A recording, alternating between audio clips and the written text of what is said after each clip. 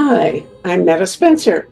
Today we are going to do something that I think is extremely important. So I want all of you to listen closely because we have to do something to see what we can do to help the people in Russia who find it difficult to speak their minds. There is, it seems, a new organization called People First.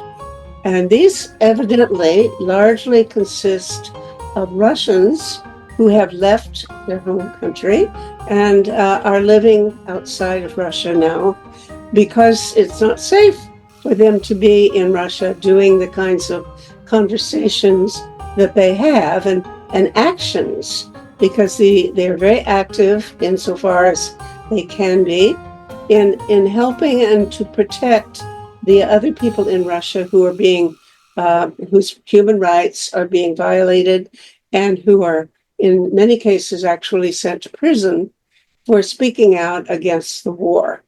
Now, as of this moment, you know practically as much as I know about this organization, People First. But I'm going to spend the next hour finding out more about it and meeting some of the people who are engaged in this work. And there are three guests with me. Alexandra Romantsova is a human rights lawyer and the executive director of the Nobel Peace Prize winning Center for Civil Liberties, which is in Ukraine. She is in Kyiv today. Good morning, Alexandra. Sergei Davidis is the head of the Political Prisoners Support, a memorial project, and co-chair of the Memorial Human Rights Defense Center. And of course, you may know that Memorial was the 2022 Nobel Peace Prize co-laureate. He is in Lithuania, and I have immense and long-standing admiration for Memorial. It's a wonderful organization that I used to know people who were in it, and in fact, back in the 80s, late 80s, I visited your headquarters in Moscow and was escorted around looking where people had boxes of memorabilia and all kinds of little things like toothbrushes from people in the gulag, anything they could capture and take as a symbol or as a memento from the people who had been imprisoned during the earlier period. So it's wonderful to meet someone from Memorial again. And Dmitry Gurin is with the European Prison Litigation Network, and he is in France on the border of Switzerland. And I asked him a little bit about his work. He works not just on behalf of Russians who are in prison, but his organization works on behalf of prisoners in many different countries. And but today we're going to be speaking, I think, primarily about the People First movement. And as I say, I know nothing about it. So I don't know which of you should start off. I have a feeling maybe Alexandra should be the first to tell us what the group is, how long you've been functioning, and other things about what you're up to.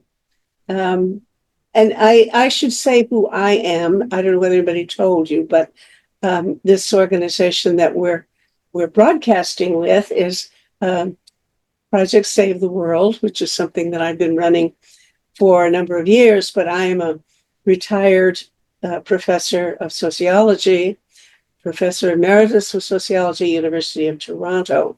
So I have had a longstanding interest in Russia and Ukraine and Eastern Europe, and wrote a book called The Russian Quest for Peace and Democracy many years ago. So we have, I am deeply interested in the issues that concern you. Alexandra, tell us what you're all about.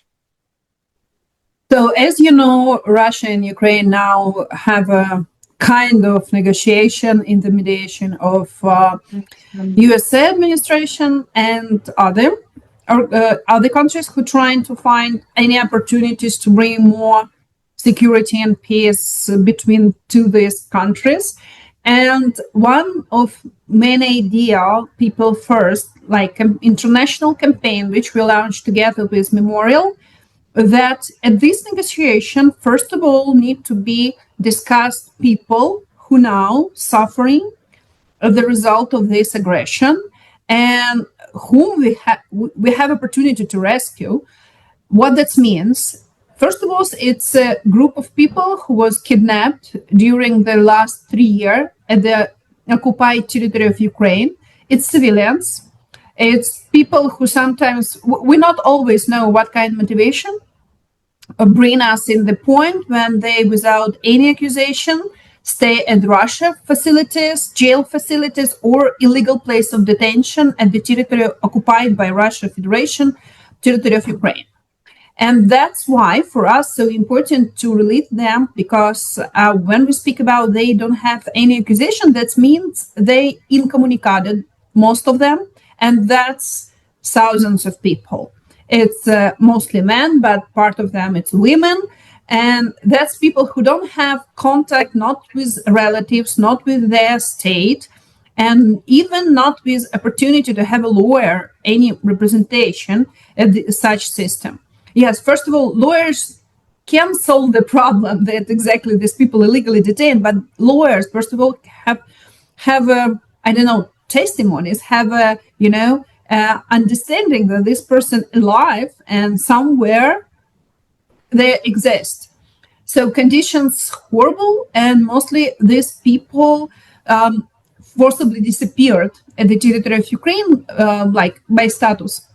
Second group, it's Ukrainian children who are forcibly displaced to the territory of Russia Federation, or it can be children which exactly have relatives or parents, but they push them to give these children for rest camp or other facilities, mostly with patriotic military education for so-called rest. And after this, sometimes relatives can even bring them back, even at occupied territory, so territory controlled by Russia Federation.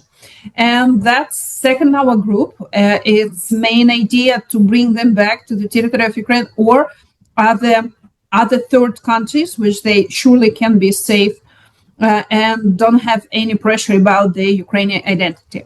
Third group, it's political prisoners at the territory of Russia Federation who exactly trying to spread their understanding that they're against the war and they want to be vocal about that. These people hold this list. First of all, now Sergei Shur, head of program, exactly about these people. So it's political prisoners, but political prisoners because they against this horrible and non-understandable war. And last one point, it's a question about prisoners of war, because from one side, it's absolutely legally have prison of war during the war conflict.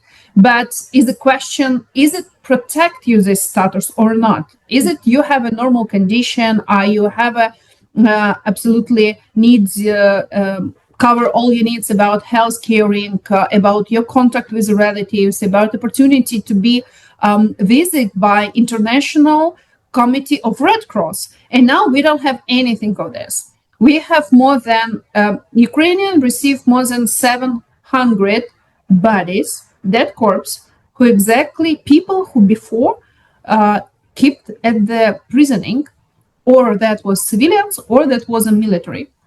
So we understood that it's not just the horrible conditions, it's killing conditions. So that's main. Excuse me, you're saying that all 700 of these people died in custody. They would Yes, have been absolutely. probably persecuted or deprived of nutrition or medicine. Yes, now we have examination, their corpse, and that's except such evidence, we have a people who was released from such places, and all of them give the testimony that we have minimum 87% of people who, and both women and men, all of them was tortured like minimum once. Some of them, like prisoners of war, it's a systematic. And except the torturing exist there, it's not always physical torturing, but mostly it's a physical torturing. Like, except that we have such really strange system. Like, for example, push the people every morning singing a list of Russian songs or something like that. So it's not only physical, but it's mental, like mental pressure every time, and a lot of pressure to start to cooperate and collaborate with Russian state. So it's like everyday situation, and we have people who was rescued, who was exchanged mostly from such captivities, and what they speak about, that's, you know, and in which condition they are, because sometimes we have a people with anorexia, and because they're not fit normally at all. So it's not just about, you know, something extra acting. It's not even basic normal conditions to stay survive there. Sergey, you're in Lithuania now. Tell me, you left in order to be safe, right? Actually, our situation is not so important. We speak about People First campaign, and this is campaign initiated by our two organizations, I mean Central Civil Liberties and Memorial, but supported by more than 40 organizations from all over the world. And the main idea of this campaign, this initiative, is to release those people who are deprived of their liberty because of the war. We believe that their release should be a key and priority issue in any peace negotiations. For sure, the main victims of this war are Ukrainians, and the majority of those whom we demand to release are Ukrainians. But besides of that, we also speak about those Russian people, not only Russian, but those who are deprived of their liberty in Russia by Russian authorities for their anti-war stance, for their anti-war protest actions, or for their support to Ukraine. There are more than 1,400 people who are deprived of their liberty for these actions or positions, and for sure, suppression of Russian civil society is a precondition of external aggression, and it's a basement of external aggression of Putin's regime. And these people who are deprived of their liberty because of their anti-war pro-Ukrainian position are also the victims of the war. Actually, they would not have been deprived of their liberty if there is no war. And we believe that it's just and fair to include them in this total number of those who should be released firstly when we speak about peace settlement, at least temporary peace settlement. And if we speak about these people, there are various groups among them. There are those who just spread information about war crimes of Russian militaries, who just condemn the aggression. There is a special article in Russian Criminal Code which prosecutes for so-called discrediting the use of Russian army, but in fact, people are prosecuted just for their opinion, just for their expression that they do condemn this war, they do not accept this war. My colleague, co-chair of Human Rights Defense Center Memorial, Oleg Orlov, was sentenced to 3 years in prison just for his public position, and released due to a swap in August 2024. But there are a lot of people who were not released. The majority of people, for sure, are not released. There are people who were not only speaking, but who acted somehow to express their protest. There are people who set fire on conscription offices, or donated to Ukrainian military, or intended to join Ukrainian military. And they get sentences up to 25 years in prison. And there are cases of even life sentences. For sure, all of these people, I probably repeat, but it's important to understand that they would not have been deprived of their liberty if there is no war. So the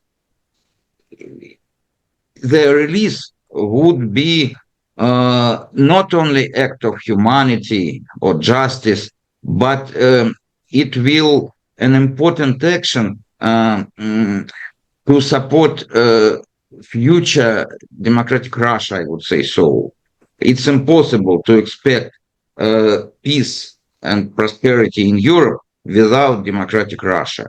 And the release of these people is an important step to this direction. Absolutely insufficient.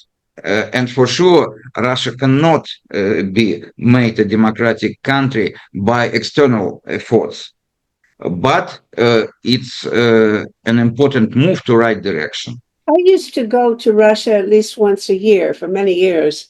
And I have, on my website, I have hundreds of interviews that I did with people in Russia. So I had quite a large list of friends that I'd made over the years. But when the war began, I suddenly realized, or I was told in many cases, do not call. They simply are afraid to be contacted by phone. I don't, but on the other hand, that's not true of everyone.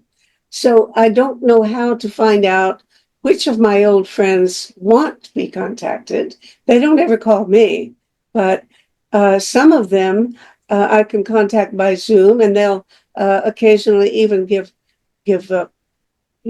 presentations on my monthly town hall. So I don't know what to make of that. I can't even guess how dangerous it is for them to be in contact with me, especially in a public way, such as on my Zoom town hall. Also, there are some of these people who continued posting on Facebook and posting rather bold statements on Facebook. So I can't ever guess. What is the basis for deciding how much risk is involved in any one case when a person either posts something on Facebook that the government wouldn't like, or actually speaks in a public way? How do they know how risky it is? I would say that often people do not understand what risk they face, and they prove to be in prison and understand risk only after they face prosecution. But for sure, if you publicly condemn the war, if you speak out against the war about Bucha, for example, about war crimes committed in Bucha, in Mariupol and many other places of Ukraine, you will be prosecuted. There are not so much space for doubts. I personally was charged with justification of terrorism in absentia for posting on Facebook statement that prisoners of war from Azov regiment are political prisoners. It's enough to be considered as a person who justifies terrorism. Happily, I am out of reach of Russian authorities, but if I am in the country, I would face up to 7 years in prison. So it's actually risky. Sometimes they probably, authorities can miss your statement. But if somebody reports about you and your statements on social media, they will pay attention. Mhm. Well, so what I'm hearing you say is that maybe there's some topics that are more sensitive than others. That if you talk about Bucha, you're more likely to get in trouble than if you just vaguely say that you'd like the war to end. Is that fair? Oh, for sure. And if you just speak, I'm against violence. I don't believe that the war is the mean of solving problems. Probably you will not be prosecuted. For sure. Sorry, just to add a few words. So essentially, what we actually have is the basically sacralization of the topic of war now by the authorities. So it has already become something untouchable. You basically cannot say anything about it, even slight. So yeah, essentially the policy is zero tolerance towards any dissent, any independent kind of own opinion about what's happening. Not necessarily, it cannot be necessarily not really critique. It can be just an alternative. So there are cases like this when people for a long time who actually were kind of loyal to the authorities, but then in the end still the one wrong word basically, and they will be at least fined, and in the worst case scenario they will be also imprisoned. So yeah, this is essentially an untouchable topic which can be only discussed by the people authorized to do so. Okay, now do you think that these are always people who've been denounced by somebody who knows them? Or are there authorities, police or whatever, constantly watching and snooping around, trying to actively find people who are saying things? Obviously, there's this one famous case where a woman early in the war burst into the television station holding a big placard saying something against the war, running around right behind the camera. Well, it didn't take very long for her to get in trouble. But if you just are talking on the phone to a relative in Canada, let's say, you're still going to get caught. Are they listening in to do things like that?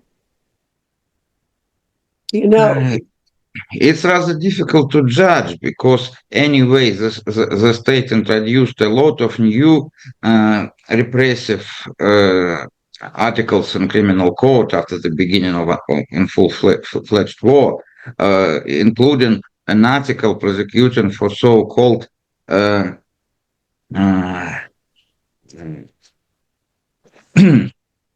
secret collaboration with foreign organization or foreign bodies, and unfortunately, it cannot be predicted what collaboration can be considered harmful for the Russian authorities,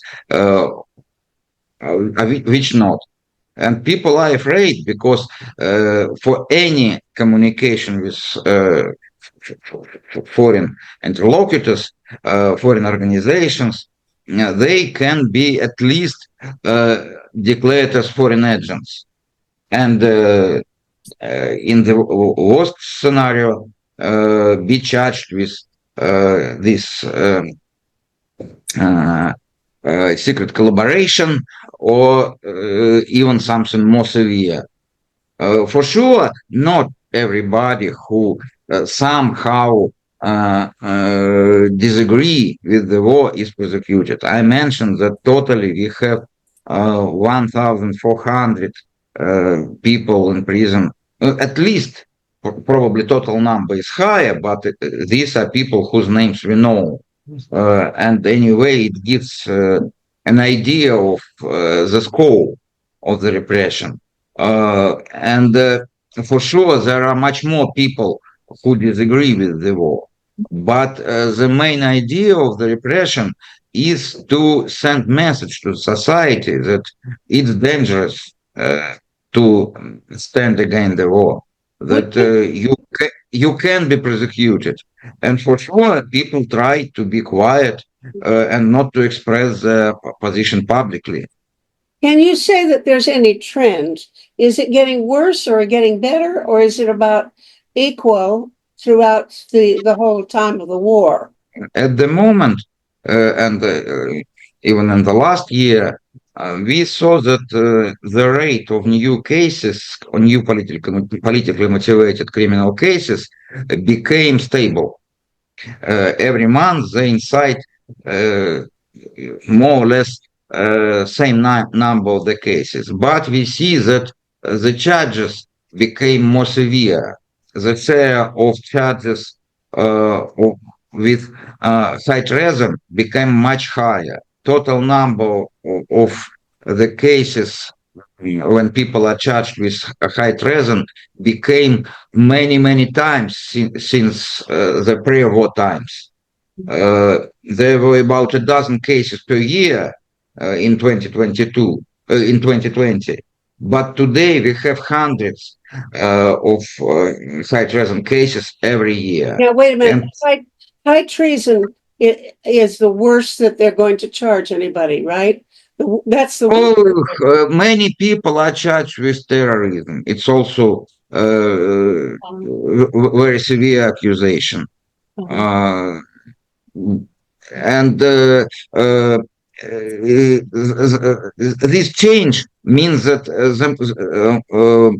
more people get longer, more severe prison terms than in the very beginning of the full-fledged war. How many different charges are there? Terrorism and high treason, but what would be a light charge? If people are charged with, for example, calls for extremism or discrediting Russian army, acceptable one. They can even be fined, not imprisoned, but fined. But they also can get been charged with, for example, calls for extremism or a so-called rehabilitation of Nazism, which is also widely spread accusation to really long prison term. And also it's became widely spread accusation, so-called calls for terrorism or justification of terrorism. When you mention any Ukrainian military unit which is declared as terrorist organization by Russian authorities, like Azov Regiment, Aidar, or Legion of Free Russia, or Russian Voluntary Corps, which are military units inside Ukrainian army, consisting of mainly Russian people, it's considered as justification of terrorism. And people who spread information about these military units are prosecuted and get real prison terms. Dmitry, you had some thought, and I didn't get it a minute ago. What was your? No, I was trying to light up a little bit the conversation with the not so smart joke. No, I was going because none of them are technically acceptable. Where we're talking about a fine or a moderate prison sentence, because we are talking essentially about people in general expressing their opinion. And another thing which I wanted probably to add very briefly is actually with reference to what Alexandra already mentioned and Sergei as well, is the transparency, or to be precise, the lack of transparency. So it's more and more difficult if we're talking, for instance, about trials. So there are more trials that are held now in a closed regime. So it's and the judgments are non-public. So it's essentially becoming more and more difficult to understand what's inside. What was the conviction about, especially when we're talking about high treason. So sorry, but you're saying, excuse me, these are trials that people can't go watch. So you don't have a record of it? Is that what you're saying? If the proceedings are closed, then basically no one has access to it.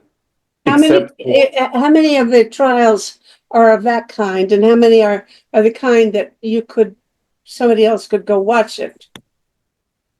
Well, I do not, honestly, I do not have the exact figures right now, but the general understanding is that the number of closed hearings is rising, and they are more and more often. They are. This is the mode of the hearing which is used for instance to prosecute high treason mentioned by Sergei. So more often than not, the trial in these cases it will be held in closed proceedings, in closed hearing.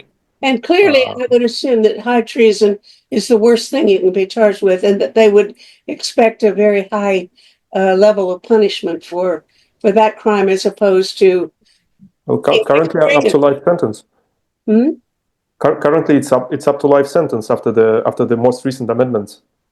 But yeah, I mean, high treason, of course, it's used against Russian nationals. When it comes to Ukrainians, what is absolutely awful is that they're using more often. They will use articles about terrorism, and they have a bunch of them. So the criminal legislation is constantly expanding. New articles are being enacted.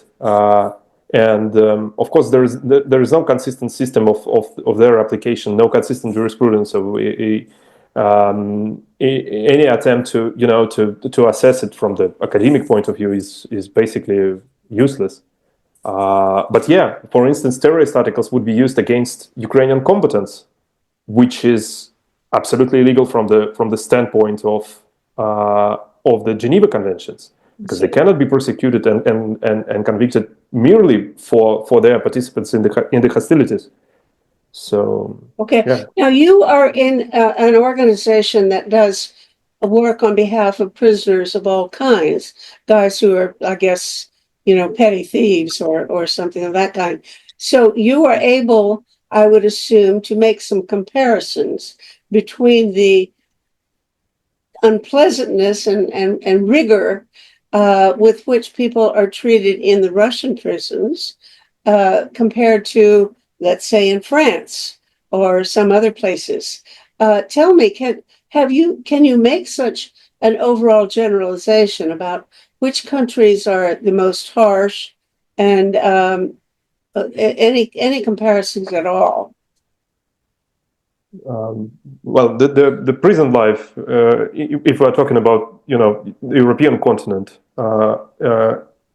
is not a fairy tale, I would say, irrespective of the country we are talking about. So I have this feeling that human rights in general, for the past several years especially, become more and more, let's say, marginalized topic, especially when it comes to the rights of prisoners, actually. The improvement of prison conditions across Europe is not somehow in the focus of the attention of most of the governments right now. And if and when we are talking about right and far right movement now coming more and more often to power, then that would certainly mean that prison issues would immediately leave like the political agenda. So if we're talking to Russia, then Russia, this is the problem in itself in terms of prison conditions for years. This is partly the heritage of the Gulag system, partly the more or less new inventions which were created during the 90s and early 2000s. There were certain ups and downs, but now we are essentially talking about the system which from up to down in its entirety absolutely tainted with systemic practices of torture and ill treatment in a variety of forms. Okay, now torture is a completely different, to me, that is a wholly different category from having, bed bugs or some other unpleasant things that obviously most prisoners experience. But torture is a different level And you say that this occurs, it's very widespread. Please elaborate. Systemically, because we need to understand that we are talking about the system which comprises hundreds of prison establishments from dispersed, like on the vast, enormous territory, and by torture I mean either direct physical force and beatings and humiliation practices, really cruel ones, applied to prisoners by the prison staff directly. So, for instance, we have cases from penitentiary establishments from far-reached regions of Russia for women, where they were systematically abused on a daily basis, and went through through horrible things done to them, and where they were forced to perform very hard labor, where they were beaten, where they were shaved, where they were deprived of essential medical assistance which they required, because, and that's another huge problem, the rate of diseases, of infectious diseases in Russian prisons. We are talking not only about tuberculosis, but we are talking about the proper epidemic of HIV. Okay, let's turn to what you can or want to try to do. All of you are part of, in some way, this People First movement.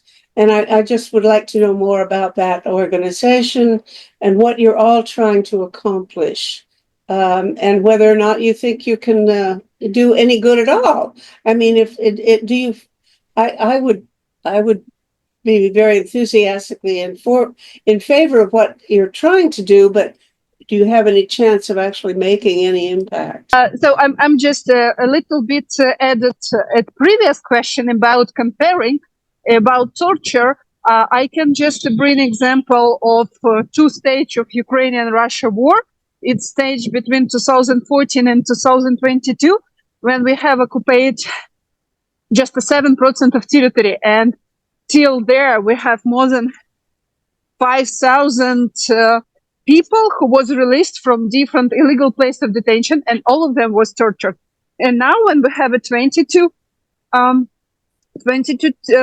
of territory, we have this practice of torture everywhere when Russia forces coming, and nobody can exactly understood why, but they think that it's like a normal, that a part of war, or if people was bringing to the Russia jail, it's absolutely normal.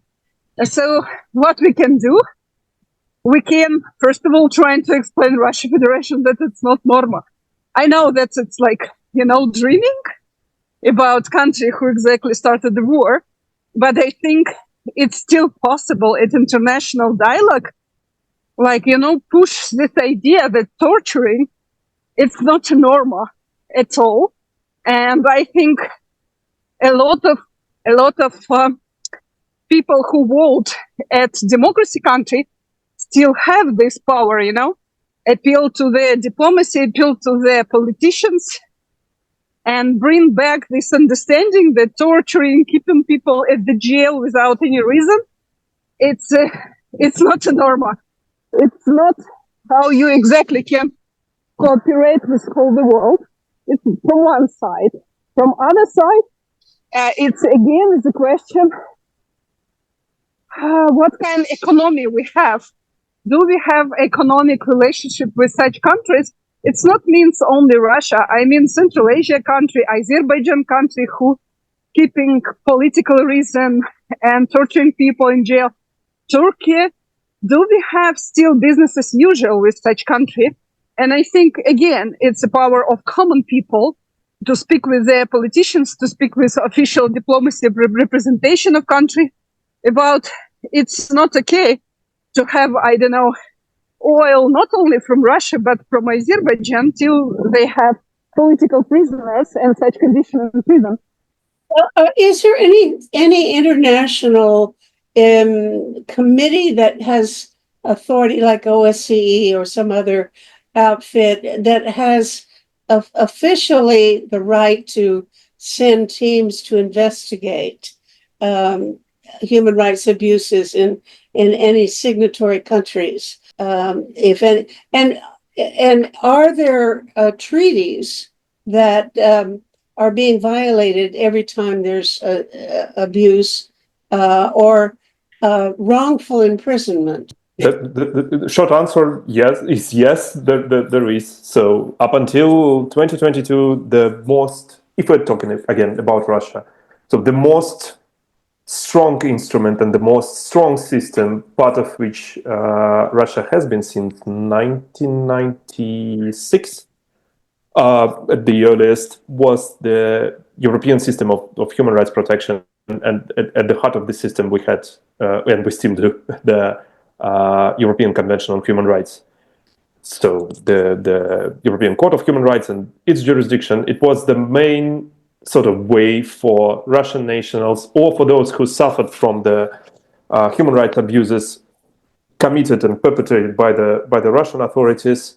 That was essentially the way for them to complain to someone about now, it. That is the thing in Strasbourg. Is that? Yeah, it is. It is. And it is still there, but Russia is not part of it anymore since, and here we have two conflicting versions. So Russia believes that it is not a part of the European Convention since March 2022, while the court itself and the Council of Europe believe that they still remained part of the convention and up until September 2022. Okay. Anyway, sorry. When this break occurred, what happened? Did Russia withdraw officially, or Russia wanted to withdraw from the Council of Europe itself on its own accord, but the Council of Europe technically was quicker to expel Russia before the formal procedure of withdrawal was completed. In order not to give, the aggressor basically this platform and this opportunity to leave their international organization on its own conditions. suppose they'd stayed? Would there be teams of examiners going around Russia now, poking into prison cells and examining? Not really. So for 20 years, while Russia still was the member of the Council of Europe, it obviously had a reputation of a bad boy. So the court itself, it didn't have any power to send an investigation team, but there was at least, for example, the CPT, the European Convention on the Prevention of Torture, and CPT conducted regular visits to the places of detention. So with the departure from the Council of Europe, Russia then, after some time, ceased to be the member of the European Convention on the Prevention of Torture and ceased to be a member of the CPT.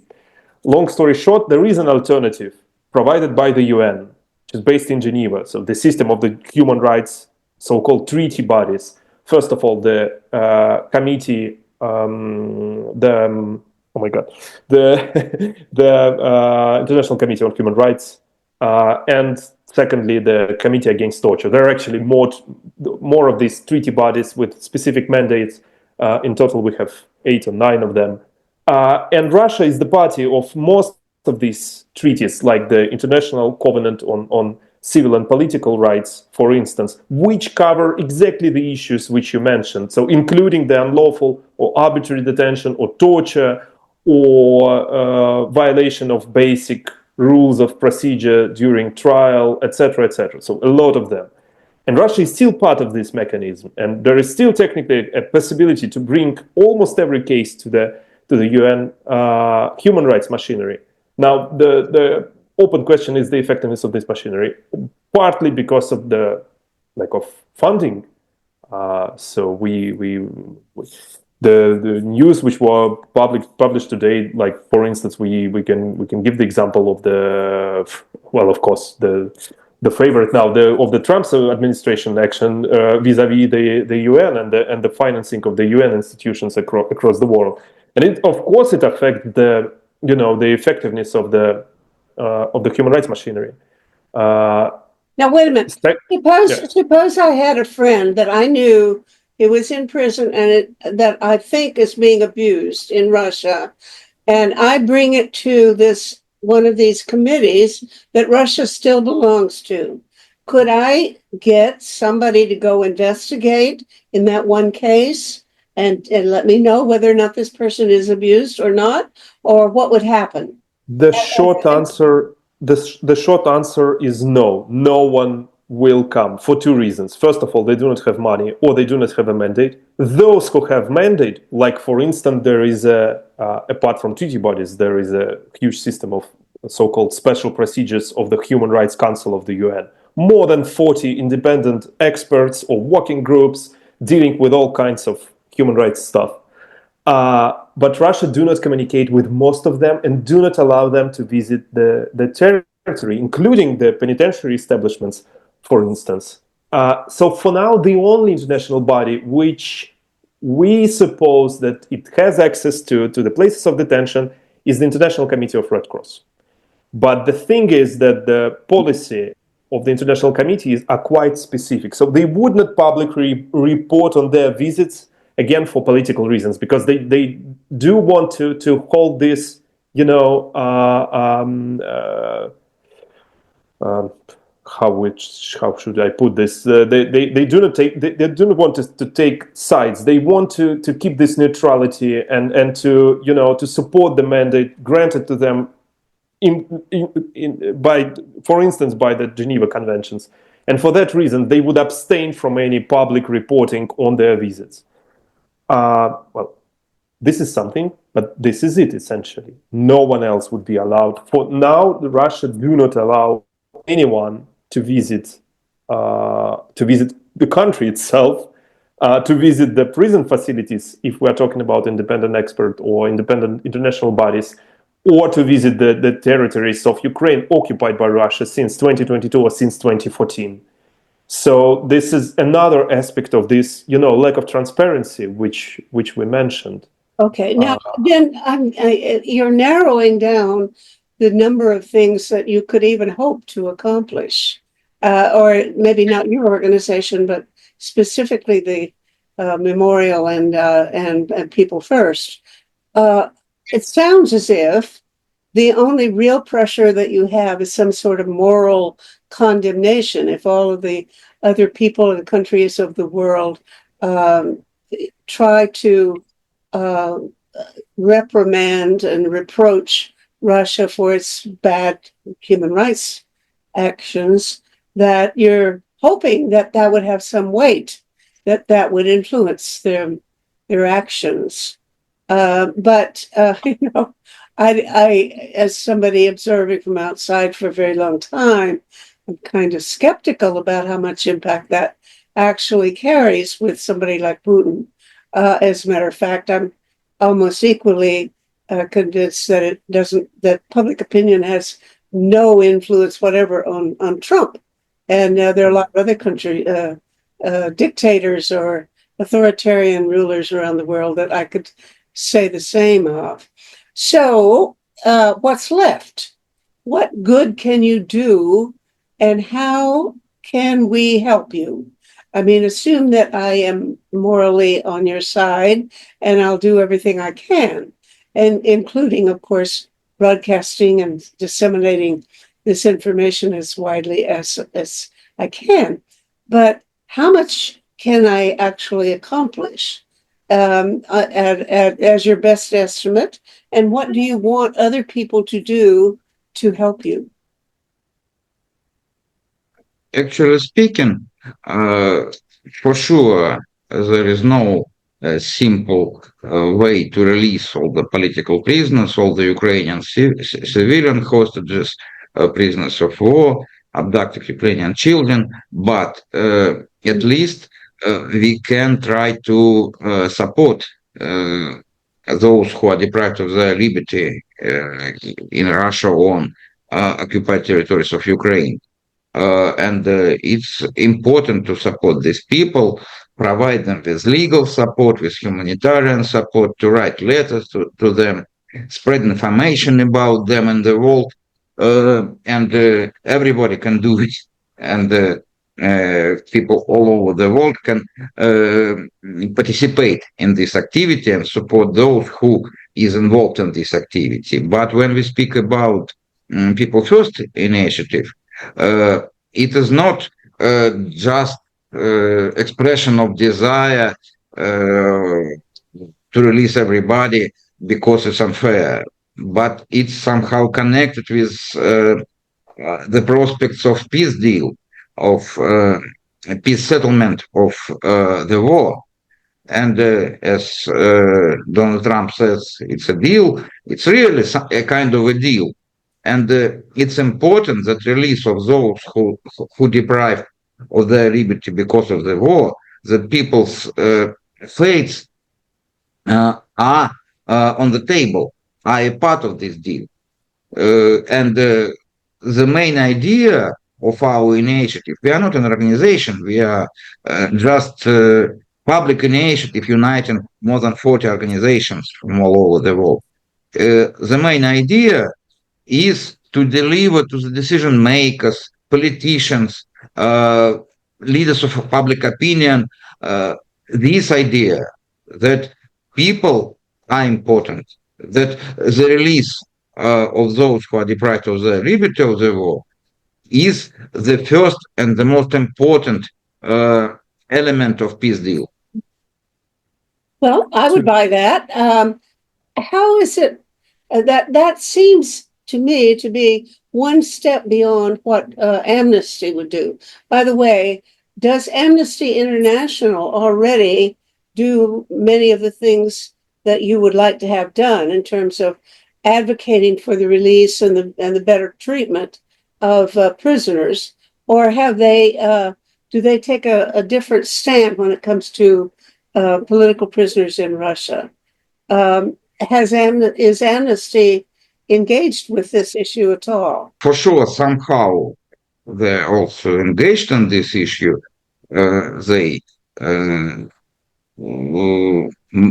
somehow monitor the situation. They somehow express their opinion, but the sphere of their responsibility is the whole world. And the notion of prisoner of conscience is much more narrow than notion of political prisoner. And when we speak about these civilian hostages, these people who are deprived of their liberty because of anti-war protest, they cannot be considered as prisoners of conscience often. But it doesn't matter that they should not be defended and that we should not demand their release. So for sure there is a kind of collaboration with many human rights organizations in the world, including Amnesty International. But it's only one organization of many other organizations. But you say that one of your main points is to see to it that when there is a ceasefire or a peace settlement of some kind, that the prisoners should be released. That's the first item on your agenda, is make sure that the prisoners and the children are returned home. Is that right? Absolutely. The main idea of this campaign, People First, what you said. Okay. God bless you. How can we be more effective? If you give me some tips on how I can help you. By the way, I want to mention that for the last year and a half or longer, I have been concerned about another matter which is very relevant, and that is the ability of the escapees being men who did not want to be mobilized and sent to war, and who left Russia, and who are living in various parts of the world. I think the great majority of them are living in post-Soviet countries, whether it's Georgia or Kazakhstan or Uzbekistan or whatever, the countries that had been a part of the Soviet Union, because, as I understand it, you can get in there with only internal Russian passports, where to get to the United States or any EU country, you would need an external passport, which these people can't get because they can't go back to Russia to even apply for a passport and wouldn't be given it probably anyway. So there are many of these people that I know of who are living someplace that they don't necessarily want to spend the rest of their lives, but they can't get papers to go elsewhere. So I have held at least 3, maybe 4 of these forums with people in that category, people who are living in places that is not their first choice by any means, and people who can't get settled, who can't get papers to settle elsewhere. I know that, well, by one estimate, 1 million men initially left at the time of mobilization or sometime thereafter, rather than go to fight. And in my opinion, we ought to be welcoming these men with garlands of flowers because that's such an honorable and decent thing to do. But in fact, I shouldn't say we, but Western countries make it very difficult, if not almost impossible, for them to get papers to enter. And I know of several cases in that category. I was talking to Sergei earlier about that, and you did not seem to feel very worried about their situation. And maybe my understanding of how difficult it is for them has been blown out of proportion. But I am concerned, and it has occurred to me that what would be wonderful after, in an earlier period when many people were leaving Russia, there was something called a Nansen passport, which enabled people, as I understand it, people who were escaping or fleeing from Russia for political reasons, they could get one of these passports and pretty much settle wherever they wanted to go. Was very, very generous in allowing people entry to many countries.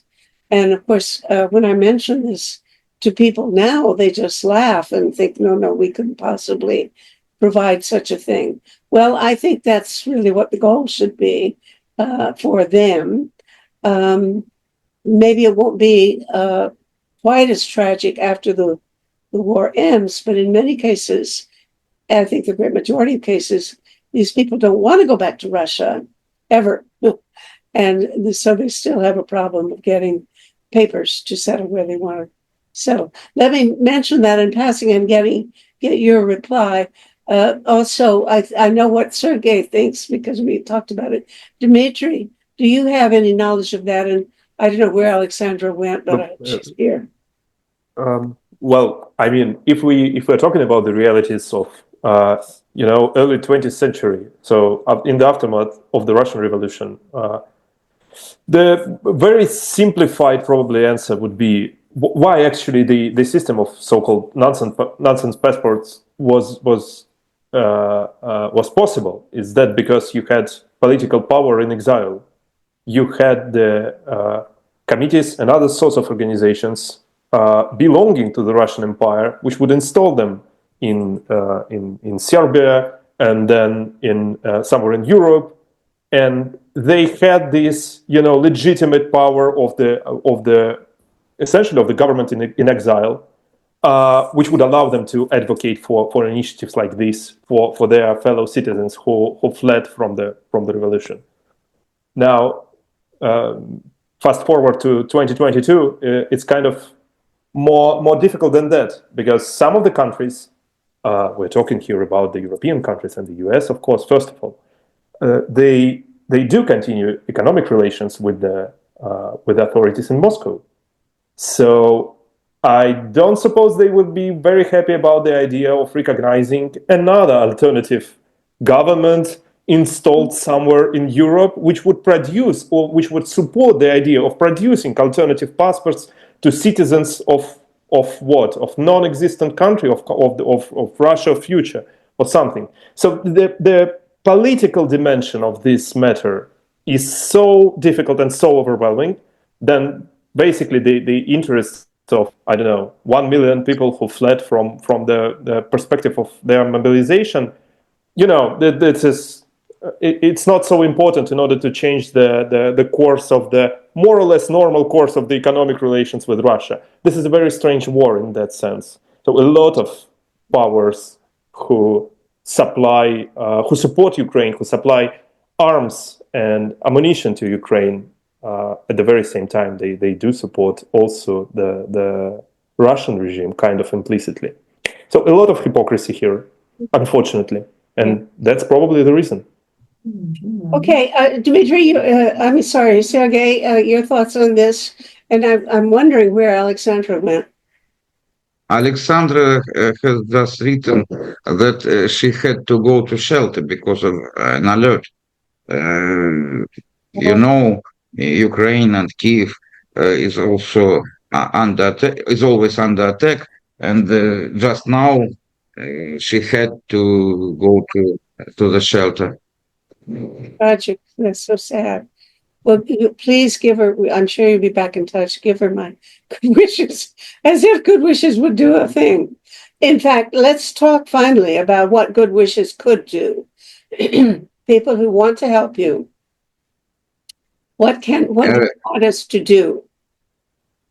Generally speaking, if you speak about Russian political prisoners, Ukrainians deprived of their liberty in Russia, they can be supported by sending letters, by donations, by spreading information, by supporting organizations who are involved in the activity connected with their support. And if we speak about our campaign, People First, it's important to press foreign governments, to press decision makers, politicians, to accept this demand, to include the release of those who deprived of their liberty because of the war, to the deal. Okay. Make it a priority. The wider is this demand, the more reliable the release of these people. Is there any a formal way in which an organization or an individual watching this forum could support you? Is there any petition or any signature that you're collecting, or you're looking for funds? What can materially we do specifically for the People First organization? Organizations can join this campaign, and we have multi-language website where all the information is posted, and organizations can sign this initiative, and people can spread information, can join their voice to the demand. Bless you. I will certainly invite people to do that, and I'll put your website on so people can copy it down. Blessings to Alexandra, who's in hiding now and shelter someplace, and I'm glad you guys are safer. But give my heartiest greetings and good wishes and let me know if there's anything else that I can do to publicize your cause, because it's certainly a very wonderful objective. Thank you very much for being with me today. And thank you, Meta. Thank you. Good luck to everything that you're doing. It was a pleasure. Have a good day. Bye. Bye.